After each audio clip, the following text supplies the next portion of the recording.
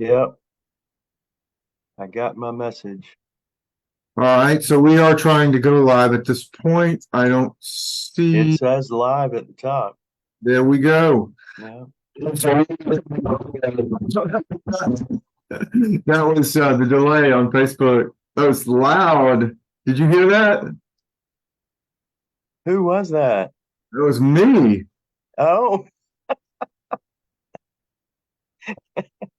It was I didn't. it was me in delay. I heard something. I thought it was somebody else talking. It was me talking. I was doing some talking. I done talked it. All right, so let's see. That's working, and this is working. So I think we're okay. Welcome, everybody. It's that time of the year. A lot of people say, like they say, There's Patricia. there she is. Merry Christmas. She is on either on the way or she's late. I don't know which. Let's see what she says. She's not saying nothing. There she is. Hi, can you all hear me? Yes. Yes. I'm still at my office. I'm sorry. Things didn't go as planned. All right. Are you going to be with us this evening? I can still come. I had planned to, but I'll be driving.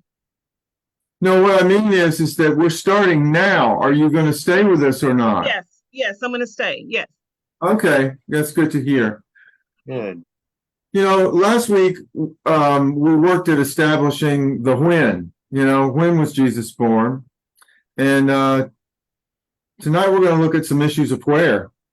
So if you all are ready, I'm going to move on. I know Gene is coming. I think he must be running late at this point. He had trouble getting online. I don't know if Kia was there when it happened or not, but were you there, Kia, when he was having trouble getting Zoom to work? I had trouble getting in to Zoom earlier on his links, so he may be having the same issues. Okay. He also may be going from his house instead of the church, which means he could have a different signal. That might help. Also, when you close your computer and you shut it down, and then you boot back up, sometimes it can fix minor problems. Here he is. Here comes Gino.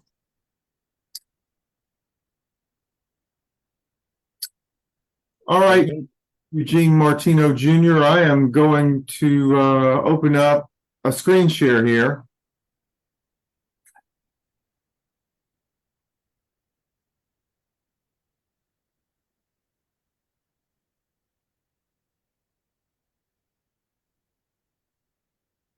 Okay, that's the current slide.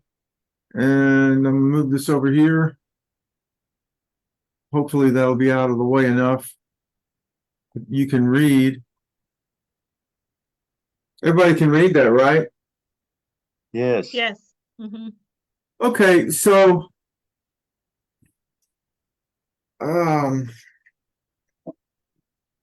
since you're not coming, Patricia, I'm going to move that out of the way and get over here in the middle. I'll be more comfortable. I'll establish what's going on here. All right. From last week, we came to the conclusion, or at least I did. I don't know if you agree with me or not, but we looked at all of the issues involved and came to the conclusion that Jesus was born about 8 BC. And the real key there is knowing that Herod the Great, who's in the story of Jesus' birth, who was very much alive when Jesus was born, Herod the Great, died in 4 BC. So Jesus had to have been born before that. So if you look at the line at the bottom, we're guessing that the blue X is Jesus's birth. The yellow X is Herod's death. And the red line is the separation between AD and BC. It's the break between 1 BC and 1 AD. And we went over why. And if you want to know why we think 8 BC, you can go back and watch the video from last week. If we're correct, then this year should actually be 2031 instead of 2023. That 8-year difference matters in that regard. But, the guy who guessed was 6th century. So, I mean, he did a pretty good job. He came within a few years of guessing when Jesus was born. He got pretty close, and I don't think anybody's going to change it to the year 2031 anytime soon. It's going to remain what it is. What does BC stand for? Before Christ. So Jesus was born 8 years before Christ. Yes, he was. He was born 8 years before himself. He was ahead of his He's time. ahead of his time. You guys are reading one another's brains. That was funny. Hey, Mike. Hey, Gene, good to see you. That's really funny. Well, okay. So now that we have established that, maybe we should go ahead and, if it will allow me, go to the next slide, which right now is giving me a little trouble in terms of seeing it all. Can you all see that? Yes. Yes. Mhm. Yeah, we know it says December under that line. Okay, so you've already, we have already looked at that last week. And we are going to look at where, generally speaking, and let's begin with, this is not on the slide. Just let me share with you the where, generally speaking. Now, the where, generally speaking, is the Mediterranean basin during the Roman Empire, some 2,000 years ago. And the Mediterranean basin not only included Rome, Italy, the capital of the empire, but it also included off to its far eastern border, a place called Palestine, geographically, and specifically Israel. And this is where Jesus was born. It was a part of the Roman Empire. They were like a province, or and they were military occupied. This was not by their choice. They would rather not have been under Roman rule, but that's where they were. Now, let's look at where our information is for Jesus's birth. Jesus's birth and the events surrounding it, before and after, immediately before and after, are found in 2 books of the Bible, and they are 2 of the 4 Gospels. Mark doesn't deal with Jesus's birth. John doesn't deal with Jesus's birth story, but to a degree, Matthew does, and with one caveat, and of course, Luke. So let's look at Matthew and Luke and what they say about Jesus's birth. And for those of you who haven't seen this before, put on your seatbelts. So according to Matthew, this is Matthew 1:20, beginning in 20b. An angel of the Lord appeared to Joseph in a dream and said, "Joseph, son of David, do not be afraid to take Mary as your wife, for the child conceived in her is from the Holy Spirit." So here's what you need to note about Matthew at this point. First, Matthew's gospel does not name the location where Joseph dreamed this dream. It doesn't say where he was living. It doesn't say where he was spending the night. It doesn't say which town he's in, or what bed he's in, or what house he's in. It just says he had a dream. Location is not mentioned. All right, that's Matthew. Number 2, note that the angel is unnamed in the Gospel of Matthew. The angel that announced it to Mary is called Gabriel. The same angel, Gabriel, announced to Zechariah in the temple that his wife, though elderly, was expecting, and that he was going to name him John because he would grow up to be John the Baptist. Jesus and John the Baptist are distantly related. Cousins of some kind, no doubt. And also note that Mary is not the focus in the Gospel of Matthew. She doesn't have any lines. Nope, she doesn't do anything. She's just a part of the story and not the focus. Joseph is in Matthew's Gospel. So Matthew does not deal with Jesus's birth. He doesn't describe it. He doesn't give us any details.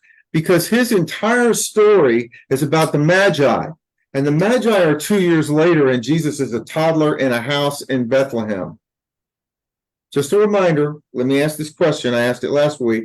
What is Mary doing living in a house in Bethlehem 2 years later when the Magi visit? If they don't live there, if they're not from there. Now, the tradition says that they live in and are residents of, and that their hometown is Nazareth, and they were forced by a census to go to Bethlehem. That is incorrect, and that's what we're looking at tonight.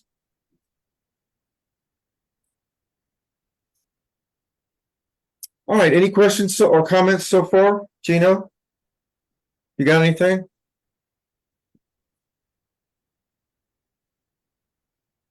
I ain't hearing you, Gino. Are you there? I was shaking my head. I thought you could hear the rattle. No, I couldn't hear the rattle. I'm only seeing one picture at a time, and it's the person who spoke last. My apologies. No problem. But are we good so far? Yes. Anything surprising there to anyone, or anything you want to discuss before we continue and look at the where in Luke? You ready? Yes. Okay. So this is the story of Mary's conception, and we need to look at where we are. We know that it's around 9 or 8 BC because we're figuring that Jesus was born about 8 BC, maybe as late as 7, but I think 8. So what does Luke say? Luke records, you can read along with me here, records that the same angel, Gabriel, who visited Zechariah in Jerusalem, also visited Mary while she was in Nazareth. That's Luke 1:25. We'll be getting to that. So Luke tells us that at this point in time, when Gabriel visits Mary, she was in Nazareth. All right. Does it say she lives there? No. Does it say that she and Joseph are from there? No. But it does say that they're there. All right. So let's look at Gabriel's announcement to Mary. There are 2 messages here. And by the way, the word angel means messenger. So you could expect a message, right? The message from Gabriel is that Mary's going to become pregnant by the Holy Spirit and that she should name the child Jesus. That's in Luke 31:30 through 35. But Mary gets another message too. The first message is, you're going to be pregnant. The second message is, here's a sign for you so that you can trust that what I'm saying about your pregnancy is true. Go see Elizabeth. You're going to find that in her old age, she's going to have been pregnant for 6 months. That's the sign, all right? It's an unnamed village. We know it's near Jerusalem because it's in Judea. And priests lived within a day's walk of Jerusalem's temple, and John the Baptist's father, Zechariah, is a priest. So this village is near Jerusalem. It's in Judea, just like Bethlehem, just like Jericho, just like a lot of towns in Judea. This is the region of Jerusalem.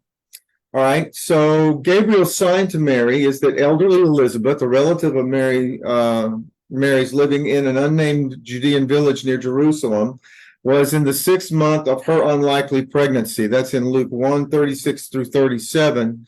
So Mary, accepting Gabriel's announcement with the words, let it be, she said, let it be so as you've said. She comes up with a plan. Okay, she wants to see Elizabeth. She wants to see if Elizabeth's pregnant. She's excited, and she wants this proof that what Gabriel is saying to her is true, that she's going to be pregnant with the Holy Spirit, by the Holy Spirit, with a child, and that she's to name him Jesus. So she wants to go to Zechariah's village. We don't know the name of it, so I just call it Zechariah's village, to see with her own eyes the unbelievable sign that elderly Elizabeth is expecting. All right. So she's in Nazareth. That's the where. But Elizabeth's not in Nazareth. She's way down in Judea, somewhere near Jerusalem. And Mary wants to go to see her immediately. So what's she going to do? Well, she's going to figure out how to get there. But it's not a short walk. As you can see on the map on the right, Nazareth is up in Galilee. Bethlehem is way down in Judea. That red line represents the most popular way that Jews travel to Judea from Galilee. You could also go along the coast. But most Jews would not want to go through Samaria because Samaritans were considered unclean and it would be dangerous, and the path is windy and mountainous, whereas the valley, the Jordan River Valley, is relatively flat and easier to travel on. Might have even been a better road for sure. There's a Roman road down there. So, note that Gabriel appeared to Mary in Nazareth, but Luke does not say that Nazareth was her home. This is what Luke says. This is a quote, 1:26 through 27. In the 6th month of Elizabeth's pregnancy, the angel Gabriel was sent by God to a town in Galilee called Nazareth, to a virgin engaged to a man whose name was Joseph, of the house of David. The virgin's name was Mary. What have we learned? Gabriel was sent by God to Nazareth because that's where Mary and Joseph are. At least we know for sure that Mary's there, but we can deduce that Joseph's there too because she has to tell him. Now Luke, now this is continuing to read on this slide. Luke says Mary went back and forth between her home and the Judean village where Elizabeth lived, and Luke mentions no one accompanying her, including Joseph. If she were walking 70 or 80 miles back and forth between Nazareth and Galilee, in Galilee, and Elizabeth's home in Judea, she would have been accompanying. And that's a week's journey. So what I would like to suggest to you that Luke is telling us is that Mary wanted to go see Elizabeth down in Judea, but they were in Nazareth for some reason. He doesn't say they're from Nazareth. He just says they're there. So they need to go to Judea because Mary wants to see Elizabeth. Well, she wouldn't have traveled 70 miles alone. Women wouldn't have done that in that day. Joseph probably took her home to Bethlehem. And then from Bethlehem, it appears that Mary walked on her own there and walked home from there by herself. But it's not that far. It's just a few miles to all the other villages of Judea from Bethlehem. So it would not have been a problem for her to have traveled there at all. But the long journey, I think Joseph walked with her. They both went to Bethlehem, but then she left Joseph in Bethlehem and went to the Judean village to see Elizabeth. Bart, I have a question. Yes, ma'am. So you said that she didn't walk very far. You're not referring to the 75 or 80 miles? No, I'm referring to the short walk from Bethlehem to Jerusalem or any other Judean village or city. Bethlehem and Jerusalem are in Judea. Where it says John was born is the home of a priest, and the priests lived in Judea. It just doesn't name the village that he lived in. So she would have walked from Bethlehem to an unnamed village. Let's say it's I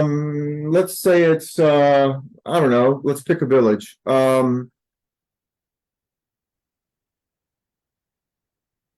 Let me pick a village, hang on.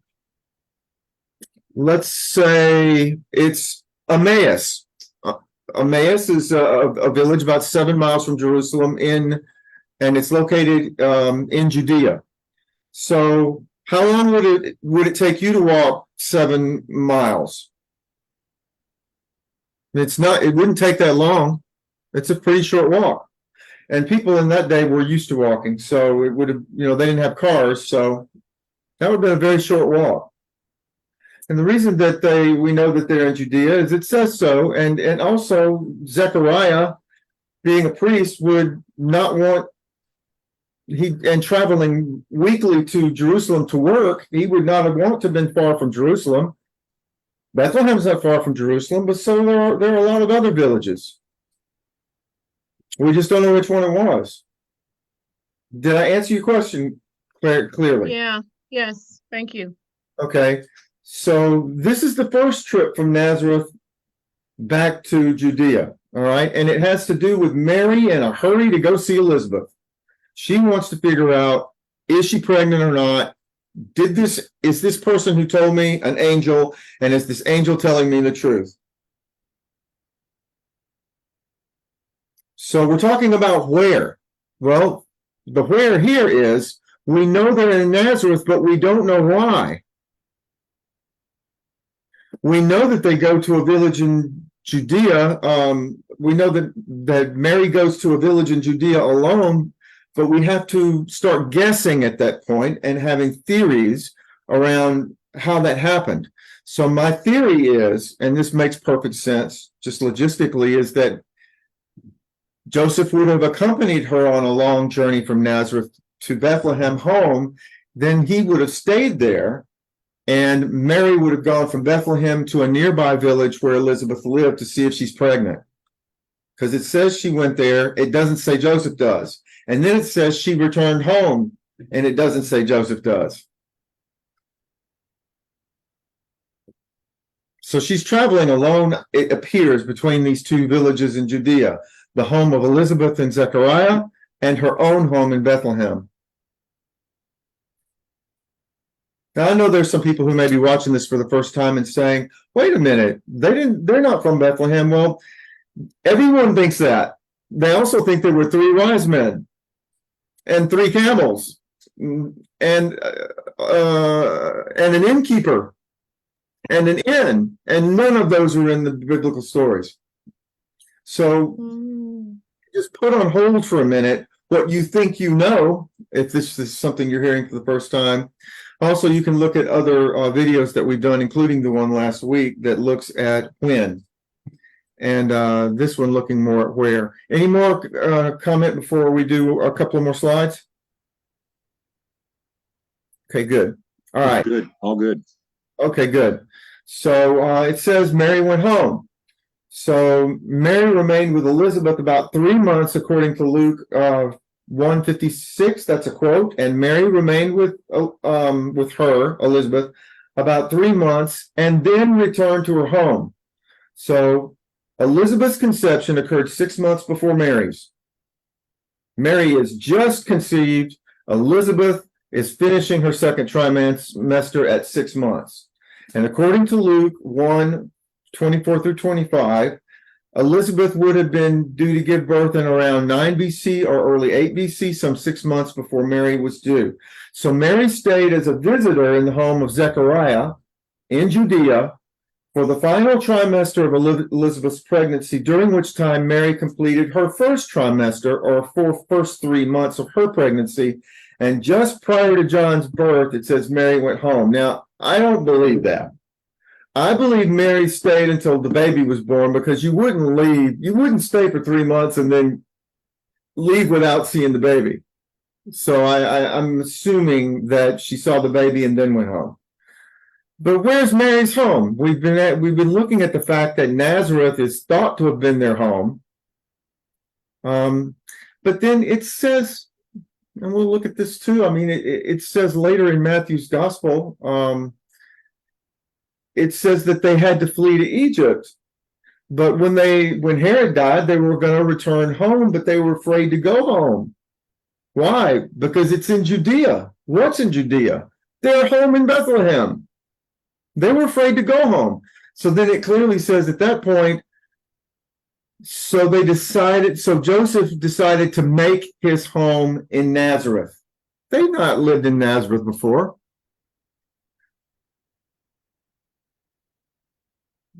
Most people don't know that, but there's more evidence. Hang in there. All right, so Mary's visit to Elizabeth. Bethlehem was a Judean village near Jerusalem, less than a full day's walk from any other Judean village, according to including Elizabeth's village. If Mary were from Bethlehem, she could have walked there alone in a few hours. She could walk to Elizabeth's village. She could have returned home to Bethlehem in a few hours, and that agrees with Luke's description. Luke 1:39 through 40 and 56. In those days, Mary set out and went with haste to a Judean town in the hill country, where she entered the house of Zechariah and greeted Elizabeth. And Mary remained with Elizabeth about 3 months and then returned to Mary's home. All right. So what's Joseph doing all this time? Well, let's remember there are 2 trips. Now, most people don't know that.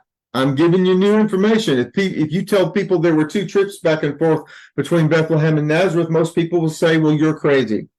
But it's clearly true. It's right in front of our noses. The first trip coincided with Jesus' conception. Mary and Joseph are in the region of Galilee. They are in the town of Nazareth when Gabriel visited. Why they are in Nazareth, Luke does not say. It doesn't say they live there. It doesn't say they're visiting there. He doesn't say anything about why they're there. Mary, told by Gabriel that she is pregnant, is anxious to go see Elizabeth in the town of Judea. So Joseph probably escorted Mary back home to Bethlehem, a few weeks' walk. Note, however, from Bethlehem it is only a few hours' walk at most to the unnamed neighboring Judean village of the priest Zechariah. So all that stuff I said to you a minute ago in answer to your question, Patricia, is all written here. I'm actually repeating myself. Now, the second trip, this is new, had to do with registration, a census, taking a roll of the inhabitants of the empire for the purpose of taxes. All right. So at some point, Mary and Joseph apparently have traveled back to Nazareth again, because while they were there in Nazareth the second time, Caesar's registration decree was announced, and they had to go back to Bethlehem to register for tax purposes. Now, this indicates that they were residents of Bethlehem, not Nazareth, as one was required by Roman law to register in the town where one lived, where one had a home, where one had property, where one had a business and paid taxes. So I'm asking you, could Joseph and Mary really have been from Bethlehem? All the biblical indications are they are from Bethlehem. They even call it their hometown. Why don't we know this?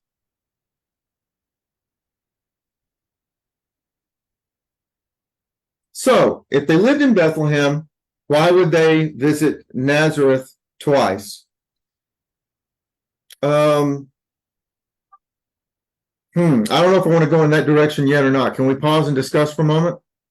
Because I can talk to you about on this slide is about tectone, about why they might have moved to Nazareth based on Joseph's line of work. And this slide's about Sepphoris, and this side is about the people of Nazareth.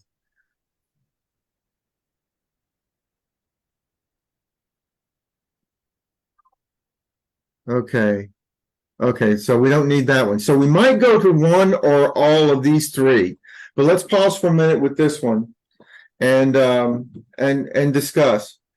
Because can you imagine trying to explain to your family or friends that they were from Bethlehem and lived in Bethlehem and went home to Bethlehem to register for the census?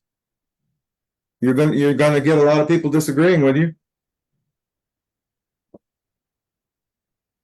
Do you know this well enough to be able to argue, why they're from Bethlehem? Or why they might have moved to Nazareth? I can't see y'all. Let me. Where's do you have it somewhere on here, the scripture that kind of is the main source for that, why it's misleading about Nazareth or anything like that? Well, I guess there are at least 3. First of all, there is no scripture that calls Nazareth their hometown.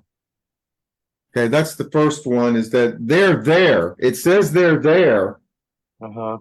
when Gabriel shows up and talks to Mary, but it doesn't say why they're there or that they live there. Right. All right. Then there's the statement about the census. Now, traditionally it's read incorrectly as, well, they had to go to Bethlehem because the census required everyone to go to their ancestors' homes, whether they live there or not, whether they own anything there or not. You have to go to your ancestors' home to visit. Well, first of all, that would be the worst way to do it. Can you imagine the traffic, confusion, chaos of everybody in the Roman Empire having to travel to their ancestors' home? Mm-hmm. What if you were born on Cyprus and you lived in Spain? I mean, Yeah. crazy. Now, we know from the Roman records what they actually did. They required you to register where you lived and had property and business, okay? That's the simplest way to do it. You pay taxes where you live, all right? And the reason that they did that was because it's the simplest and easiest way to do it. The point of saying that they went to Bethlehem because Joseph was the lineage of King David is not to say that he had to go back to Bethlehem because that's where their ancestors are from and everybody has to go to their ancestral home for the census. No, that's just saying he went to Bethlehem because that's where they're from, because he is of the lineage of David and everybody there is of the lineage of David. That's where David's ancestors are. That's where David's from and his ancestors are from. So they went there because that's his home. Everybody in Bethlehem is from the lineage of David, right? Yes, go ahead. Is that Kia? Yeah, this is Patricia. Patricia, okay. So, I mean, so growing up, I've always known Jesus was born in Bethlehem of Judah in the days of Herod the king, came wise men from the east, and goes on and on. Yes. But I think the Nazareth piece comes into play because Luke talks about Mary, about Nazareth being their home. And No. I think because of... Oh, it does not. It absolutely does not. Show me in the... Luke,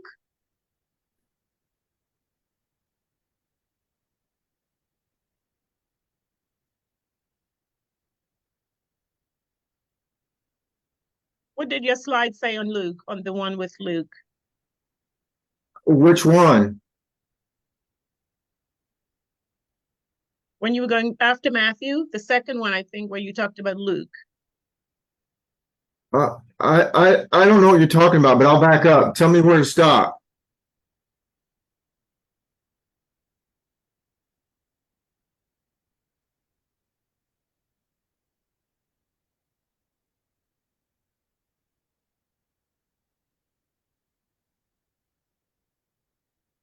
Well, this was the first. One, yeah, that's the one you did.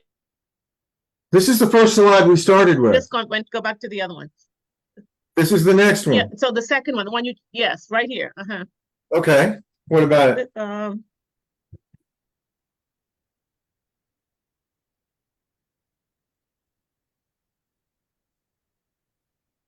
So Luke records that the same angel Gabriel who visited Zechariah in Jerusalem also visited Mary while she was in Nazareth.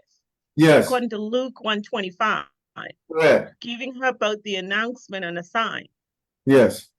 So I think that's where it comes from, where persons say that she was born in Nazareth, or they're from Nazareth. Correct. Because of this verse, could it be because of this verse? It could be because they did not figure out that they were visiting there, as opposed to living there. They were visiting there for some reason, and they went twice. And then they ended up moving there, according to Matthew. They couldn't go home to Bethlehem. They were afraid of Archelaus. It clearly says they were afraid of Archelaus. And if you want to skip ahead to that, we can.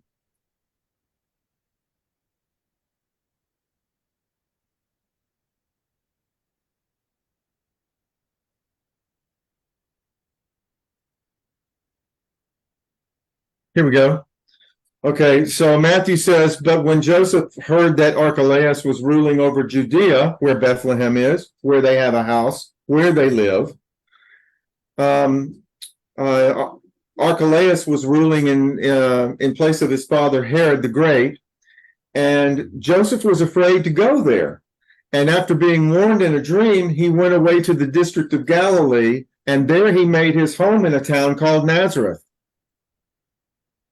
They moved to Nazareth after 4 BC, after Herod died.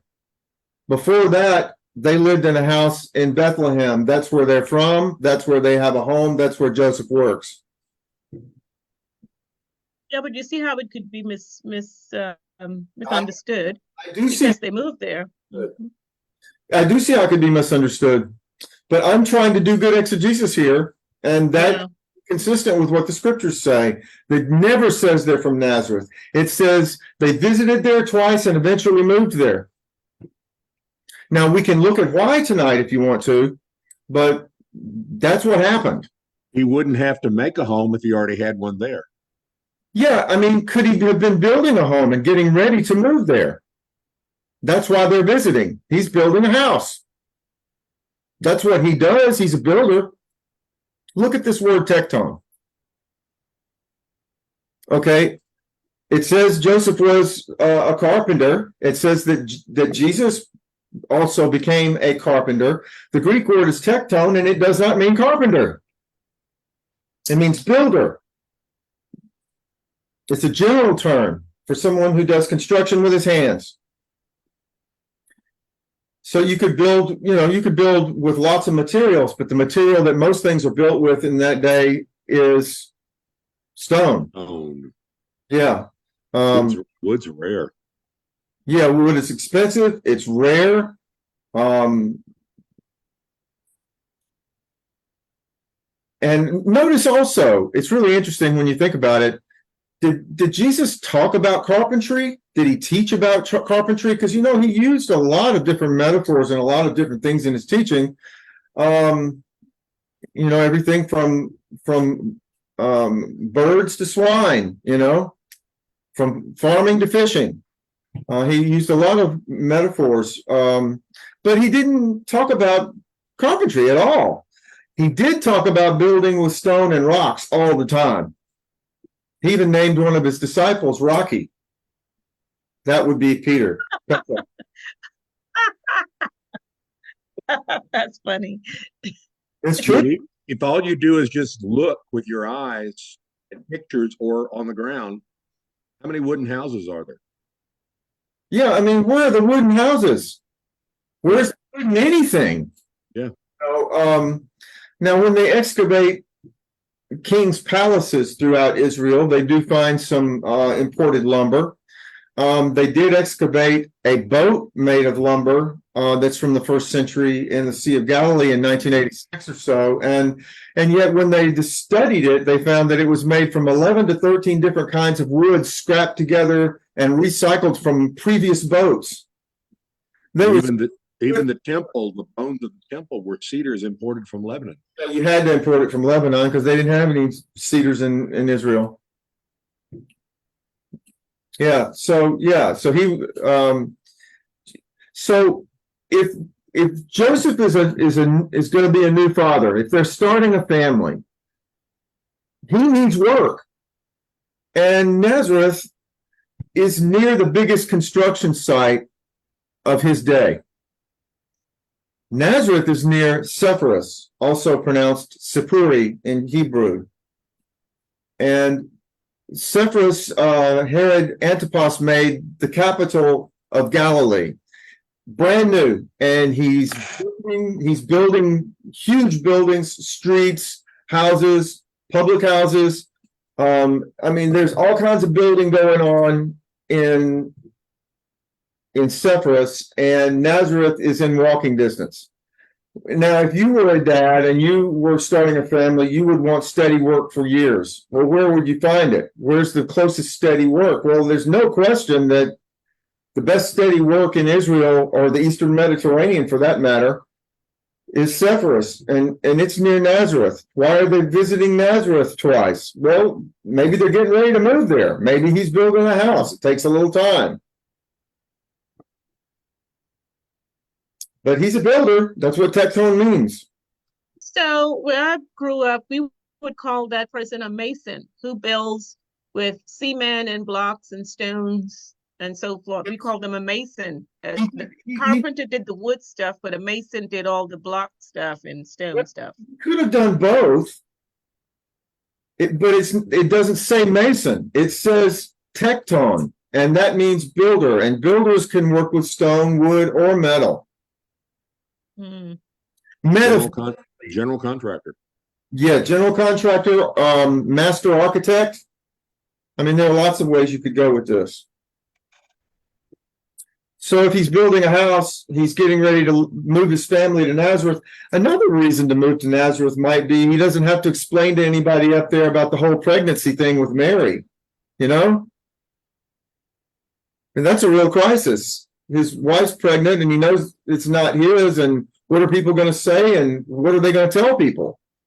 Well, I mean, if Jesus is already 4, by the time they move to Nazareth, they don't have a lot of questions to answer, do they?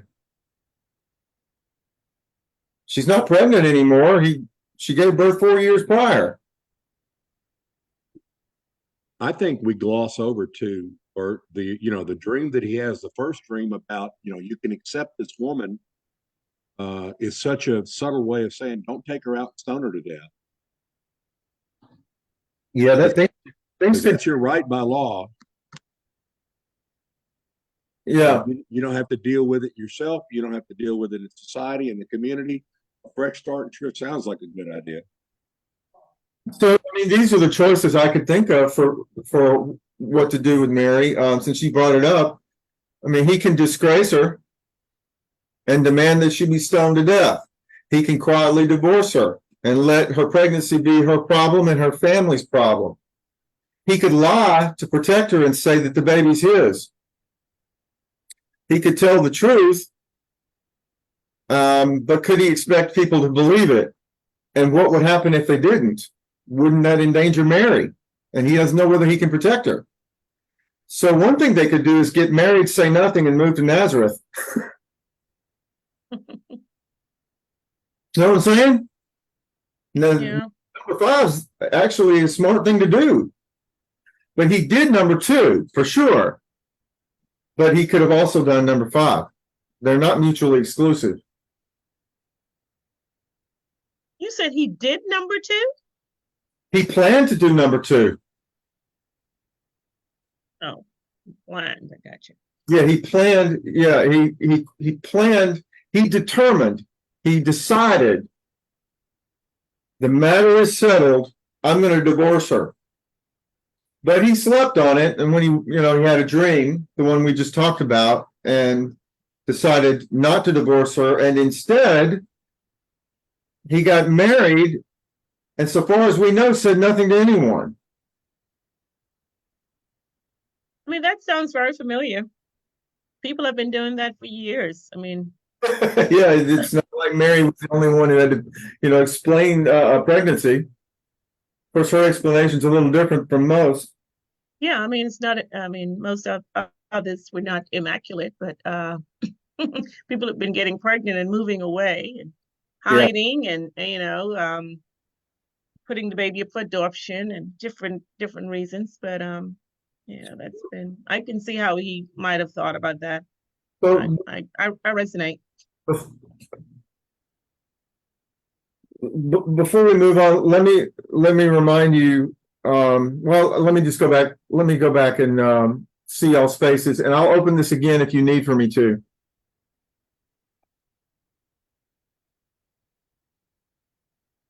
Okay. So, hey, Bill, good to see you. I see that you're saying hi on. Bill Grubbs is on. Said hello on Facebook. Hey, Bill. Good, Bill. Hey, Bill. All right.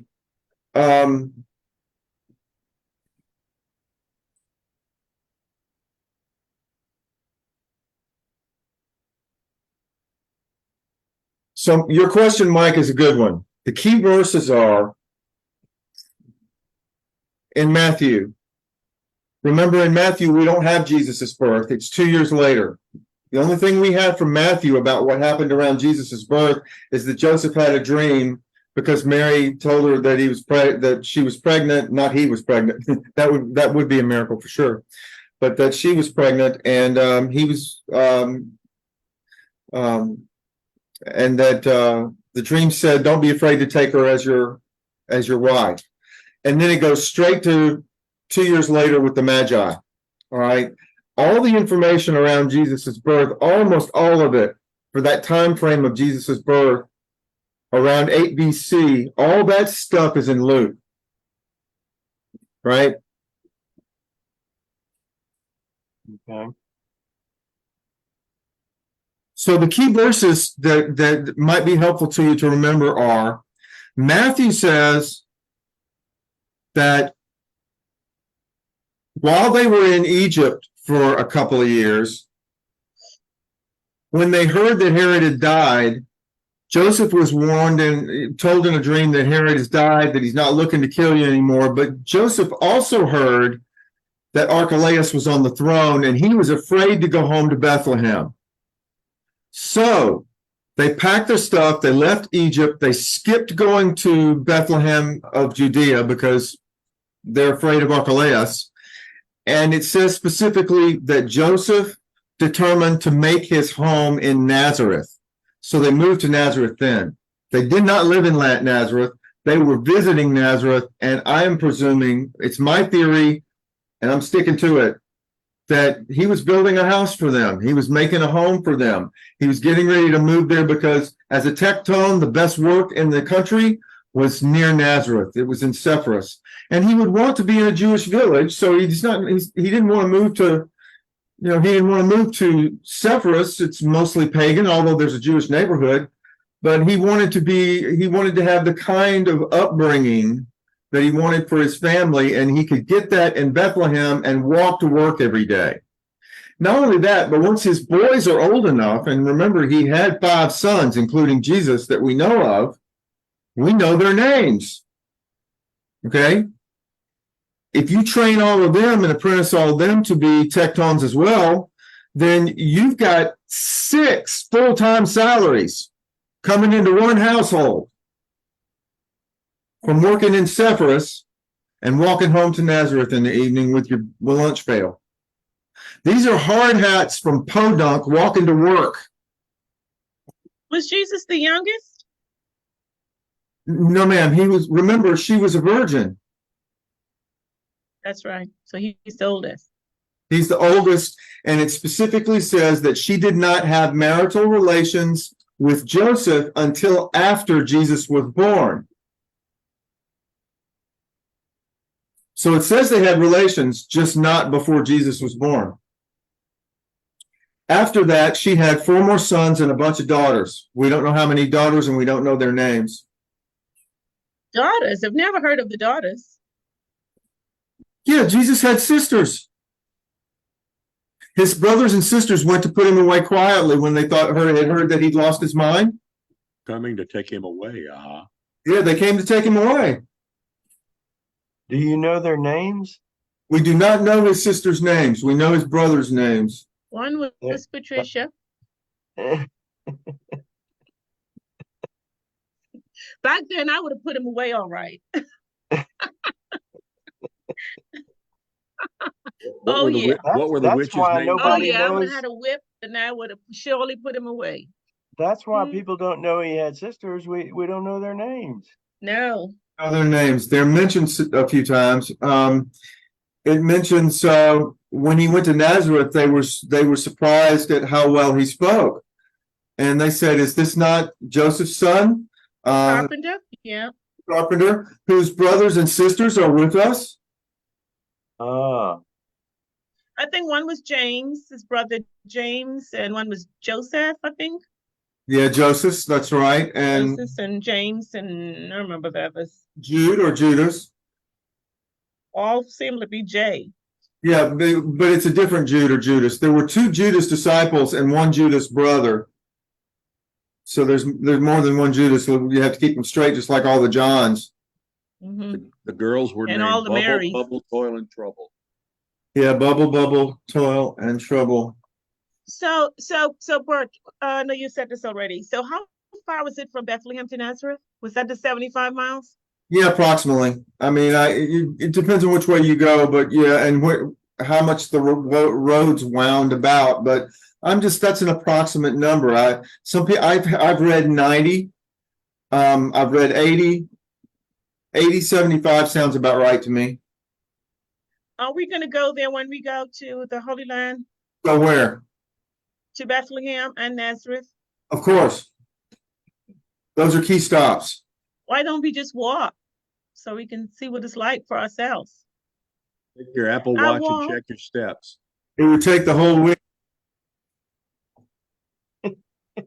I want to walk in his footsteps. I can help you do that without walking all that distance.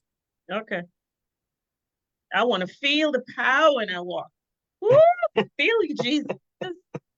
I feel you, Jesus. There are very few places where I feel confident to say Jesus walked here, but I can show them to you. I'll show you all of them.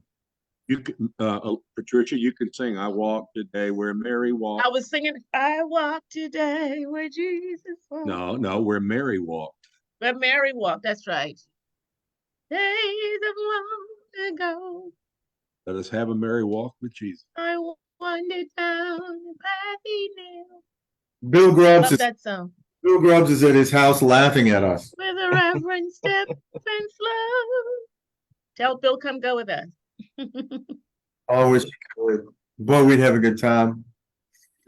We'll have to get me well first and see what happens with him. Yeah, Gene, do you have any anointed oil? We need to anoint your friend, Pastor Bert. No, We let's gotta, do that. we gotta Would you douche like him. Olive, pecan, coconut, Crisco. What would you like? I would It like, gotta be olive. Only the olive is anointed. Olive oil. I would like extra virgin. Extra virgin. That's nothing Okay. less. We could do that. Extra, I went to a little virgin. I went to a little country church one time, and up there between the altar rails was this big dark spot. It kind of smelled bad. And Mhm. come to find out, the preacher there said that if a drop of oil will help you, the whole bottle will make you right. A drop of oil, what? Will make you better. The whole bottle will make it right. Pour the whole bottle of olive oil over somebody's head. Oh my God. Yeah, we're gonna make him drink a little bit, pour it on his head, from the crown of his head to the sole of his feet. We gotta get him well. I seem to recall that happening once before, Bert. we're going to talk about me. Enough about you. Let's talk about me. I want to talk about the Lord. Like you so saved. Now let us have a little talk with Jesus. That's the Gene. We're gonna be singing all the way to Nazareth. Hear our faintest crying, answer by and by. When you feel a little prayer will turn in, then you'll know a little fire's burning. Have a little talk with Jesus, makes it right. Ooh, Now all let right, us- all right, all right. All right, all Patricia, right. we can sing all the way to Nazareth, but let's hope we're singing the same song. That's true. Okay, Becky, you write the list. That's right. Our playlist. You write the That's list. right. I'll sing, but you write the list. Okay. I can't wait. I'm so excited. I'm disappointed we can't go in March.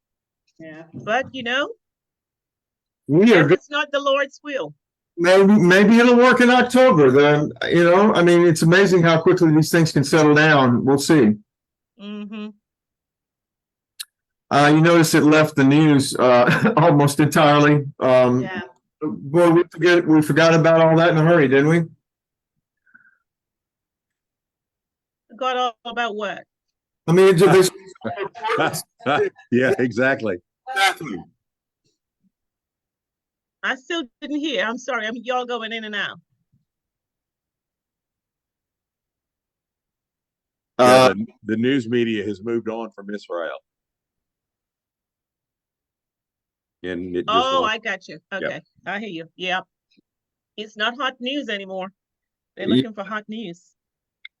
It's always like that, and that's why we have misperceptions about what's going on over there, is because something like that's, happens, something tragic or something important happens.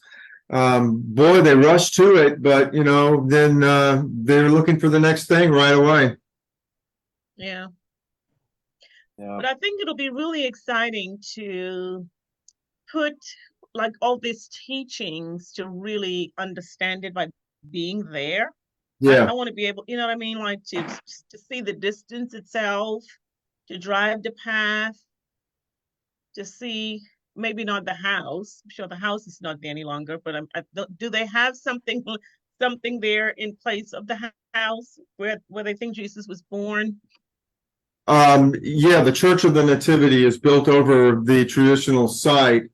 It's a manger, cave, and storage area that would have been beneath the house, but the house is long gone, but the basement's still there, and the church is built on top of it. That's right. Okay. And it's much the same story, even though much more of the house has been saved. It's a situation where a series of churches over the centuries were built on top of it, marking the spot and protecting it to some degree. But it's kind of a shame when they build a church over it, because once they build a church over it, it's hard to imagine what the village looked like back in Jesus's day, and it's hard to imagine what the house looked like. But I have ways around that. I can show you what's there and then show you something else to compare it to.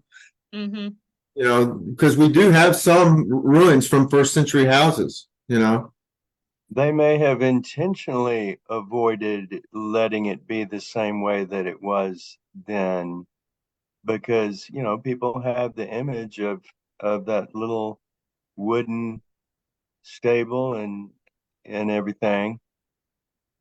And it may not have been like that. Yeah, well, no stable is mentioned, although there certainly would have been, if he was laid in a manger, it would have been in the stable. There's no stable mentioned, but where were first century stables and what were they made of? And it says everybody thinks that Jesus was born out in a field somewhere, in a shed, a wooden shed, and it clearly says the angel said to the shepherds who are out in the fields, in the city of David, a baby is born, a savior. And they said, let us go into Bethlehem and see what it told us about. Yeah. Jesus wasn't born out of town. He was born in downtown Bethlehem. I'd love to see a make of the house down in the bottom, the bottom, like the basement. I would love to see a replica or something of that. Yeah. What it looks like. I've shown pictures of that, and I think I have one on the slideshow actually. But we have a place we call the Parable House. That's an old house that's similar to first century houses. It's not a first century house, but it's in Tybee in the West Bank, and it's a little Christian village. And we will go there, and it's a good place to imagine what those houses would have looked like that Jesus was born in. And he was born in a house, by the way. We will be talking about that probably in a week or two. We've got to look at the words that were carefully used by Luke, and the word he used was katalama, which is the word for a room in a house. It doesn't mean inn. The word for inn is pandokion, and the word for innkeeper is pandokius, and they are not in the story of Jesus' birth. They are in the parable of the Good Samaritan, though. He left him at an inn with the innkeeper and gave the innkeeper money. Do you remember that or not? Yes, no, maybe? Yeah. Parable of Samaritan. You know, he was left dead by the side of the looking dead by the side of the road. The priest didn't help, the Levite didn't help, the Samaritan helped, and he took him to an inn and gave the inn. Mhm. All right, that parable, the use of those two words tells you that when Luke wants to say inn, he says pando kion, and when he wants to say innkeeper, he says pando kius.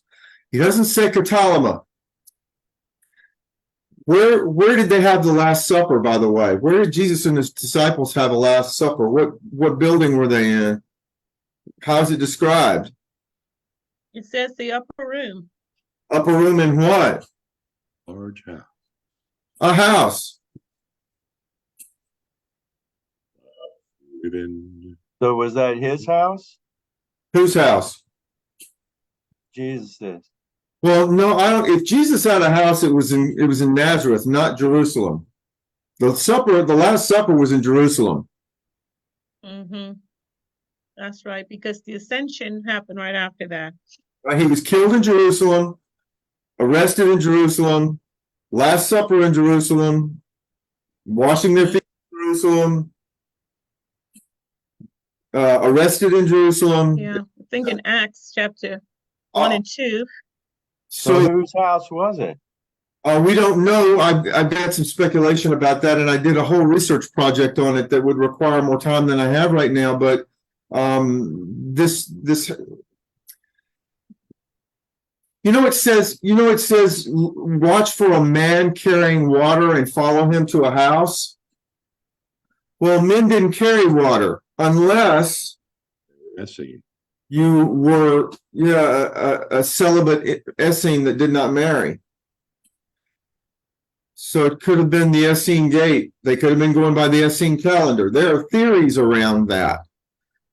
But the basic biblical information is that he sent two disciples to follow a guy carrying water to a house and ask for where's the upper room where Jesus has made preparation.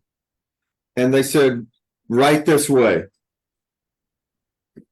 Bert doesn't want to tell you it was the Waffle House, Mike. Waffle House. They've got good Wi-Fi there. Right. But I think so. Something that stood out to me today that I think I'll remember, which is helpful in terms of the stories as they are written in Matthew, Mark, Luke, John, Acts of the Gospels, that Matthew, nothing happened about the birth. It was just 2 years later. And I think remembering that stood with me this afternoon today. And I think that will be helpful as we tell the story in getting the facts right. Yeah, and so when I hear a scholar say that Matthew's and Luke's birth narratives are incompatible, they can't both be true, I'm confused. One of them, they don't even overlap in time. Mm-hmm. Yeah, the time frame's different, which makes sense. When the stories are 2 years apart. Yeah.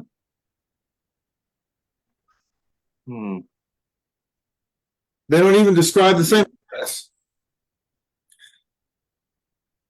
So do you think one got it more right than the other?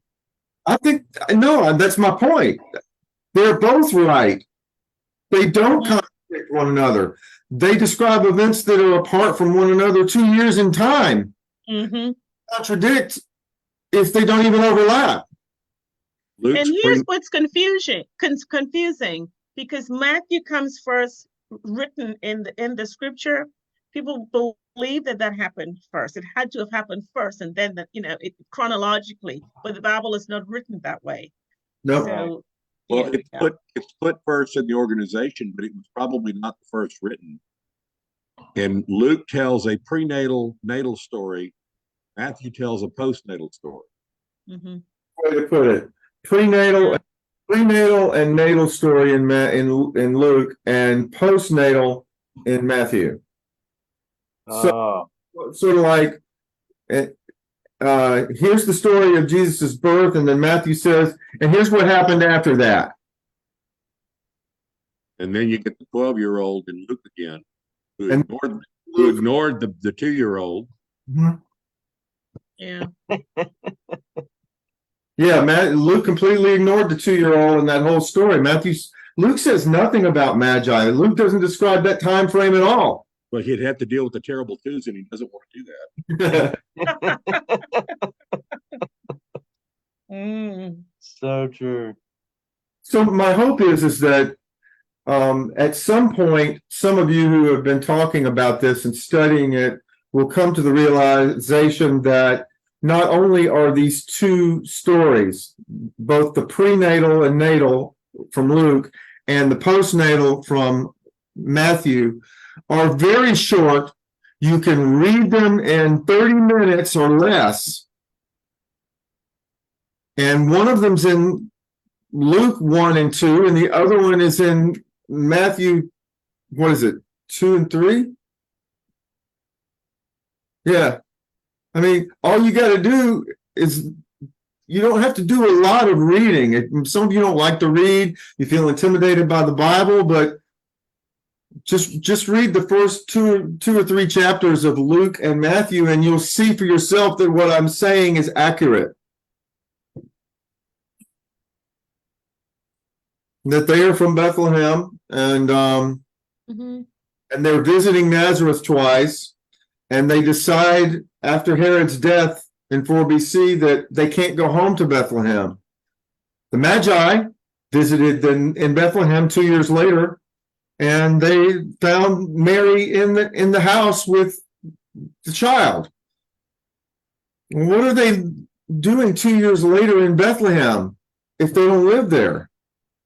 Why would they want to go back there from Egypt if they don't live there? Why does it say they moved to Nazareth if they don't live in Bethlehem? So the scriptures pile up, the narratives pile up in such a way that they're consistent over time. So we've looked at where and when a little bit. We looked at when last week and looked at where tonight. Anything else? Our hope is you would be able to tell someone this, that some of you would begin to feel confident enough to tell someone this without having to look it up or worry that you're going to get it wrong. It's helpful, Bert, to know that, you know some of the translations of the Greek and probably the Hebrew too, right? Or is it mainly the Greek? It's the Greek in the Gospels. I don't think there's the way of Hebrew in this text. But yeah, your point being... Well, I think tecton, I was trying to see if there was a Hebrew word for that, and if it compared, I think I saw hulos or something, Hulo. You don't think that's right? I haven't looked it up. I don't know. That's news to me. Oh, okay. I don't know what they call a builder in Hebrew. Okay. But yeah, it seems like it's a more broad term that can include all of those: carpenter, mason, any kind of builder. True. So you all who have heard me talk about this, you all who have seen me preach on this or do other studies around this or related issues, my hope is that the more you hear it and talk about it, the more comfortable you are with being able to explain it yourself, talk about it yourself, and really know it, know the story. So every year you don't have to be told again, oh crap, I'm hearing somebody talk about this and I'm forgetting why that's not true. But instead feel confident enough about it to be able to say, well, are you sure that's what the scripture says? I mean, here's the thing, I don't think we preach about it enough. Like we wait until Christmas and then we preach about it, and it feels like it's so much to get in 1 or 2 Sundays, I mean, with Advent, but then before you know it, it's Easter, and so we switch. But I think preaching about it all year long can be so helpful, not just during the season. Yeah, but then in itself. We have to join If that Bert makes in the sense. radical circle. When if Well, if it's radical to study the Bible, I'm guilty. and I love it. I mean that's where it's at. We are told to look for the truth. Yeah. And the truth has evaded us for a long time, is what it appears. Yeah, I'm thinking back to someone who heard this stuff for the first time. I was doing some sort of study many years ago and showing it on I was using some sort of PowerPoint or something. Maybe it was a slideshow back then, but I can remember, you wouldn't know her, Jean, even if I said her name, but she's at Marvin, and her mouth was just wide open. She was like, her eyebrows were up, her mouth was open, and she was looking at her Bible, and she was looking at my screen, and she was looking at me and just going, where in the Bible is the story more actually different than what people think happened? Mm-hmm. The birth of Jesus. Crucifixion comes close. Yeah, the crucifixion's pretty bad too, but Yeah, I had a guy one time tell me that I ruined Christmas because I took all the good parts out. And I just said, bah, humbug. You Lord, did the that, Grinch. Gene. You I did did that. that. I own it. she's got to be pregnant on a donkey for 75 Yeah. months in labor. And he didn't even like my PMS joke. They're being forced to pay taxes in a town where they know no one and Mhm. nothing. Plus, everybody whose ancestors are from Bethlehem are coming into town too, which means that there are thousands and thousands and thousands of people in a village that can only house 500 people. That's why that rude innkeeper, Patricia, told Jesus to get lost. And there would be no inn of that size or anywhere near it. And Lord. there's no inn in the story, and there's no innkeeper in the story. You're ruining it. And, Yeah. and what do we do? You know, Gotta have an innkeeper in there.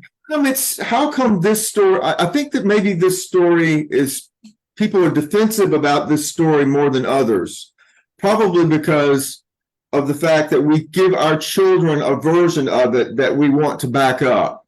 Mhm. Yeah. But we explained to them at some point about Santa Claus. Why can't That too. at some point about there's an adult version of the Christmas story as well? Yeah. That's a good way of saying it. We've given them the childhood version. Now let's tell them what really happened. Yeah. But some, I think adults don't want to, it's like, it's too much to learn over again. I've learned this all my life. This is very True. familiar. Now you're trying to make me unlearn, and I don't have the capacity to do that. Well, I'm sorry for forcing you to study the scriptures. Yeah. You're trying to That's teach where an some old people dog are. new tricks. I apologize. You don't want to do Bible study. I get it. I apologize for expecting you might. Oh. Yeah. I mean, that's, I think it's that's why great. some people didn't want to hear anything else. They just don't have the capacity to do it, We don't have to the learn willingness. anything else. so Willingness. the story as it is in scripture is not good enough for some people, Right. apparently. Right. You got to make sure that they almost drown in the Jordan River for some reason on the way there. That they have to ford this roaring rapids, and they almost die. And Joseph's got to rescue Mary, who's floating away. And They added that. the donkey. I mean, go to the movies. Look at any nativity set. It's all Sure. around me. If I put a nativity set on the altar in the sanctuary, And I said, okay, let's correct this nativity set and put people where they really belong. It all be gone. Because we got to move the babe. We got to move Mary and Joseph into their house. They're not in manger in a field. They're in their house in Bethlehem. And there are no devils in the story. The There shepherd, you go again. so they can't be in there. Wow. It'll probably just be, the star would be left, just the star. Well, the star was 2 years later, didn't it? About that star. No. They didn't see there was no star till the night he was born, according to the. Oh, Lord. Could some of those stories that they come up with in movies come from the Gnostic Gospels? No, Or no? it's just made up traditions and poetic license, I guess. You can write whatever you want, but the idea is that if you want it to be as exciting as you can make it, so you make up a bunch of crap. And we had to make up a bad guy because the real bad guy in the story you don't want your children to know about. He kills babies. We don't want to tell young children that this bad guy in your Christmas play, he kills all the babies in Bethlehem. Well, you're not going to tell them that. So it warms your heart. You're not going to have King Herod in the story. So who's your bad guy? Well, let's invent one that's not there. The innkeeper. Unreal. Bad guy. So we discard and put in the dumpster the real bad guy, King Herod, and we make out of thin air an innkeeper that doesn't have any vacancies in his hotel.